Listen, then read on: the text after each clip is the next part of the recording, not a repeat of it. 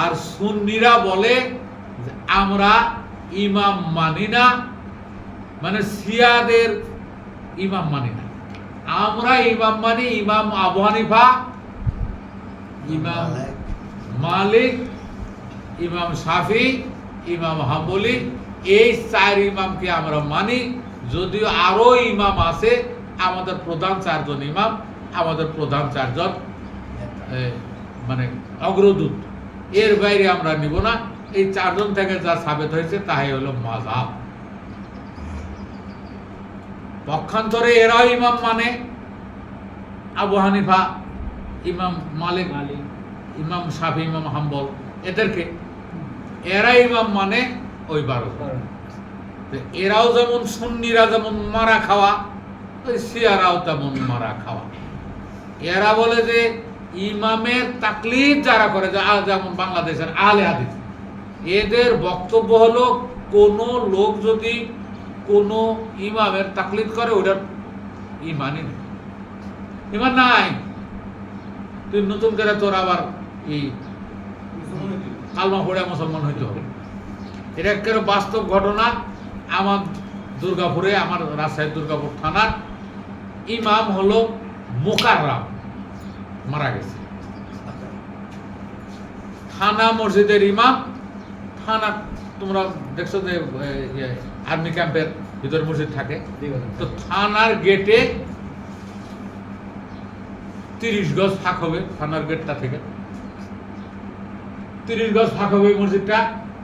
এই মসজিদের ইমাম ছিল মোকাররাম নামে এক মোল্লা, বহুদূর। ফলে বলে কৌশলে বুঝাতে বুঝাইতে বুঝাইতে এই মোল্লারে আহলে হাদিসরা ফটকায় নিয়ে গেছে যে আহলে হাদিস ফিতনা তার মস্তিষ্কে পুরাটা ইনস্টল করছে, করে মোকা বুঝছে যে এতদিন যে আমি হানাফি ইমাম ছিলাম, আমি ভুলের ভিতরে ছিলাম, আমি এই আহলে হাদিসের কাছে গিয়ে আহলে হাদিসের যারা ইমাম তাদের কাছে আবার নতুন করে তওবা করে আমি আহলে হাদিস হয়েছি। তাহলে এখন আমার থানার মসজিদের চাকরিটা। তো জুমার নামাজের খুতবা টুতবা দিয়া পরে বলছে যে আমি হুজুর সাহেবের কাছে বিনয় করে বলছি, আপনারা আর একটা ইমাম ব্যবস্থা করবেন, করে আগে রাখবেন, আমাকে দয়া করে ছেড়ে দিবেন, আমি আর ইমামতি করতে চাই না। থানার ওসি যারা, এরা পোকটা না, পোকটা ছাড়া কেউ তো পারবো। এখন থানার ওসি টাস করে ধরে বলেছে যে হুজুর তো কোন জায়গায় মারা খাইছে, মারা না গেলে এতদিন এক ভাষা, এখন আজকে নতুন ভাষাটা দিল কেন? নামাজ টামাজ শেষ করে ওসি সব কইছে যে হুজুর আপনি অফিসে গেছে। এখন ওসি আর যে শয়তানেরও হাফেজারা, তাই তো, শয়তানের প্রিন্সিপালেরা, হুজুর যে কোন জায়গায় মারা গেছে এটা বার করা লাগবে। কেন এই কথাটা কইলো? আমরা তোর গেলে বেতন বাড়াবো, ভালো বাড়বো, কিন্তু কি করে বললো যে আমি চাকরি আর করবো না? কারণটা কি? কার ফাঁদে পড়ছে?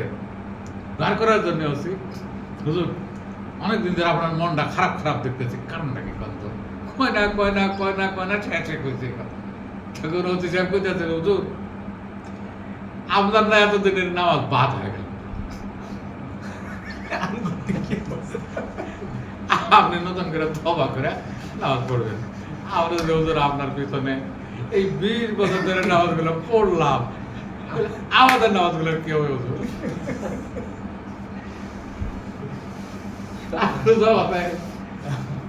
বাস্তবে এটা, আমি তখন ওই জায়গায়। এখন শিয়ারা হবে সুন্নি, সুন্নিরা হবে শিয়া। এরাও ভুল পথের যাত্রী, এরাও ভুল। এরা ইমাম মানে ওই 4 জন, এরা ইমাম মানে 12। অতএব যে সমস্ত মোল্লা, মুন্সি, কামলা, জোকার, কোরআনের পাখি, কোরআন বিশারদ, কোকিল কণ্ঠী, তোমরা যদি শিয়াদেরকে বলো যে ওরা কোরআন হাদিসের দৃষ্টিভঙ্গিতে কাফের, এরাও বলবে যে কোরআন হাদিসের দৃষ্টিভঙ্গিতে তুমিও কাফের। তোমারও পুঁজি হলো কি ভুল সামান্য, এগো পুঁজি হলো ভুল সামান্য। তুমিও কোরআন মানো না, এরাও কোরআন মানে না। কোরআন মাজিদে আছে যে ওই নেতা 12 জন তোমার ভিতরে দেওয়া হয়েছে, তোমার কাছেই আছে, তোমরা নেতা খোঁজো বাইরে, ইমাম তোমার ভিতরে, তোমরা ইমাম খোঁজো মক্কা মদিনা। তুমিও যেমন ভুলের ভিতরে, এরাও তেমন ভুলের ভিতরে। তুমি যদি এদেরকে কাফের বলো, এরাও তোমাকে কাফের বলবে। তোমরা দুইজনই হলে কাফের। অতএব এই সমস্ত ছাড়ো। তোমার যদি আল্লাহ একজন হয়, কোরআন তুমি বিশ্বাস করো, অতএব তুমি আল্লাহর কাছে প্রিয়। সে যেই জায়গারই হোক, সে যদি আল্লাহকে একজন মনে করে, আল্লাহ বলতে গেলে সৃষ্টিকর্তা। এখন সৃষ্টিকর্তা তো অনেকগুলো দৃষ্টিভঙ্গি আছে, যেমন একেশ্বরবাদ। একেশ্বরবাদের উপরে অনেকগুলো সাম্প্রদায়িক মতবাদ সারা বিশ্বে আছে। তারপরে বহুশ্বরবাদ, অনেক ঈশ্বর আছে, এটার উপর অনেক মতবাদ বিশ্বে আছে। তারপরে সর্বেশ্বরবাদ, যা কিছু আছে সব ঈশ্বর। জানো এটা জানো? তাহলে একেশ্বরবাদ অনেক মতবাদ আছে। আমরা যেহেতু একেশ্বরবাদী, যে কোনো দল, যে কোনো গোষ্ঠী যদি একজন ঈশ্বর মান্য করে, সে আমার ভাই, সে আমার আপন। ঈশ্বর একজন। আমরা একেশ্বরবাদী মতবাদে বিশ্বাসী।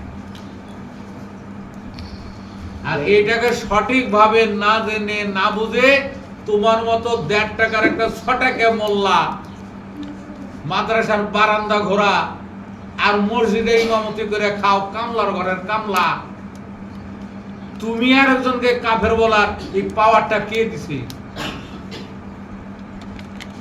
যেই বলুক, নাম বলবো না। এই ছাগল নিজে কামলা, নিজে হলো চাকর, ছাগল মসজিদে চাকরি করে খাও, তোমার মতো ছাগল আর একজন লোককে বলো কাফের। যদিও কাফের জিনিসটা ভালো, এটা জানো?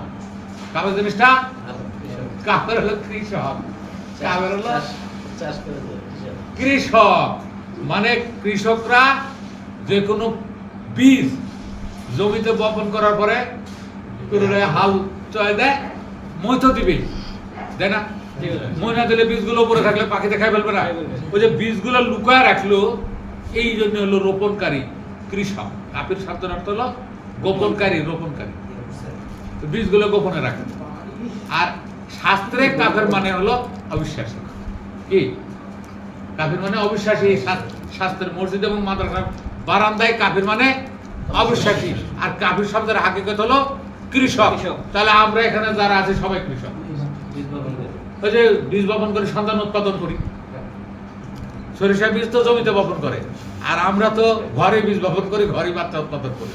তাহলে সবাই কৃষক, তাহলে সবাই কাফের, সবাই কাফের। ঠিক আছে? কাফের শব্দটা খারাপ না, আবার ভণ্ড শব্দটাও খারাপ না। ভণ্ড হলো, ভাণ্ড মানে হলো পাত্র, ভাণ্ড মানে কি? পাত্র। এই ভাণ্ডের খবর যে জানে ওই লোকটাকে বলা হয় ভণ্ড। ভাণ্ডের খবর যে জানে সেই হলো ভণ্ড। তা আমরা যে দেহ ভাণ্ডের খবর জানি, তাহলে আমি হলাম ভণ্ড। সবাই ভণ্ড যারা দেহ ভাণ্ডের খবর জানে। তাহলে ভণ্ড শব্দটা ভালো, কাফির শব্দটাও ভালো। তাহলে খেপার কি আছে কও? এই জন্য সাধু মতরা কাফির বললেও মাথা না, ভণ্ড হইলো মাথা না। কোন দেশের শব্দ এটা? এই সিলেটের শব্দ না, মাথা। মানে রাগ করে। হ্যাঁ, কাফের বললেও রাগ করবো না, ভণ্ড বললেও রাগ করবো না, শব্দগুলো ভালো। আর কি মৌলবাদী, এই শব্দটা ভালো। মূলের উপর যারা আছে তারা হলো মৌলবাদী। তাহলে আমরা আছি মূলের উপরে। সবচেয়ে বড় মৌলবাদী যদি বলতে হয় তাহলে আমরা। কিন্তু এটাকে গালি আকারে বলা হয় কাদের? এই কাঠমোলাদের মৌলবাদী বলা হয়। আসলে ওরা তো মৌলবাদী না, এরা হলো ছিন্নমূল। যাদের পবিত্র কোরআনের কোনো বেজ নাই, পবিত্র কোরআন মাজিদ সম্পর্কে যারা কিছু জানে না, মোল্লা, মুন্সি, জানলে তো আরো ছাগলের মতো মিছিলে যা কি নাচানাচি, পাগলের মতো ওয়াজের প্যান্ডেলে নাচানাচি, এগুলো পাগল ছাগল। এদেরকে তোমরা বলবে মৌলবাদী না, ভালো জ্ঞানী জানা গবেষক তাদেরকে বলতে হবে মৌলবাদী। এই গবেষক একজন মৌলবাদী, সে মূলের উপরে আছে। এই লেখক একজন মৌলবাদী, এটা। কিন্তু তুমি সাধারণ যারা মোল্লা মুন্সি, এদের ব্যাপারে এই জালালউদ্দিন রুমি, আল্লামা জালালউদ্দিন রুমির একটি কথা আছে যে নিমে তীব খতরে জান, নিমে মোল্লা খতরে ইমান। অল্প জ্ঞানী হলো ইমানের ভয়, আর হাতুড়ের ডাক্তার জীবনের ভয়। আল্লামা জালালউদ্দিন রুমির বাণী দেখছো। অল্প বিদ্যা ভয়ঙ্করী। এই মোল্লা মুন্সিদেরকে আপনারা যদি মৌলবাদী বলেন, কেউ যদি মৌলবাদী বলে তাদেরকে সম্বোধন করেন, তাহলে আপনি যেমন বোকা, মৌলবাদী শব্দটার অপমান করলেন। মৌলবাদী শব্দটার বড় শব্দ, ভালো কোনো গবেষকের উদ্দেশ্যে বলতে হবে, একজন আবিষ্কারককে বলতে হবে মৌলবাদী, তাই তো? যারা মূলের উপরে থাকে তারা কিন্তু মৌলবাদী। মূলকে বলা হয় মৌল, মৌলিক বিষয়ের যারা গবেষক তারা হলো মৌলবাদী। আর হলো 1.5 টাকার একটা কামলা, ওই মসজিদ মাদ্রাসার বারান্দা ঘুরে এসে মসজিদে চাকরি করে, মসজিদে কামলা বৃত্তি করে, চাকর বৃত্তি করে, এরে কবে মৌলবাদী শব্দটাই তুমি খারাপ ব্যবহার করলে। শব্দটার ব্যবহার হয় ওদেরকে বলতে ছিন্নমূল, বটমলেস। কারণ ওরা কোরআন মাজিদও জানে না, ওরা যে কি করে এটারও গোড়া জানে না, এই জন্য ওদের ছিন্নমূল বলা হয়, বটমলেস, তলাহীনেরা। তাহলে বোঝা গেল ভণ্ড শব্দটা ভালো, কাবির শব্দটা ভালো, এবং মৌলবাদী শব্দটাও ভালো। আর আমরা আলোচনা করছিলাম কোন জায়গায়? শিয়া সুন্নি। তাহলে কে শিয়া, কে সুন্নি, আর কে ওয়াহাবি, কে জাবরিয়া, কে কাদরিয়া, আর কে গোলাবিয়া, কেউ মাদারিয়া, এগুলো তুমি পার্থক্য করার দরকার নেই। আমাদের কথা হলো ঈশ্বর একজন, ঈশ্বরের অনেকগুলো প্রকারভেদ আছে, একেশ্বর, বহিশ্বর, সর্বেশ্বর আর নিরীশ্বর। কয়টা হলো? এই 4টা মতবাদী মানুষ সারা বিশ্বে আছে। তুমি মোল্লা কোন মতবাদে বিশ্বাসী তোমাকে আগে জানতে হবে। অতএব একজন আরেকজনকে শিয়া বলা, সুন্নি বলা, সুন্নিদের কাফের বলা, সুন্নিরা শিয়াদের কাফের বলা, উভয়ই অন্যায়, উভয়ই বোকামি, উভয়ই ভুলের ভিতরে আছে। যারা এক ঈশ্বরকে মান্য করে, সবাই ভাই ভাই, সবাই একই গোত্রের। কেউ যদি কাউকে কাফের বলে, ও কিন্তু ঠুনকো, ওই 6টাকে মোল্লা, হয়তো ভাঙড়ি মোল্লা, হয়তো খুচরা মোল্লা, ওর চেয়ে জঘন্য, ওর চেয়ে নিম্ন মোল্লা নাই, এটা মনে করতে হবে।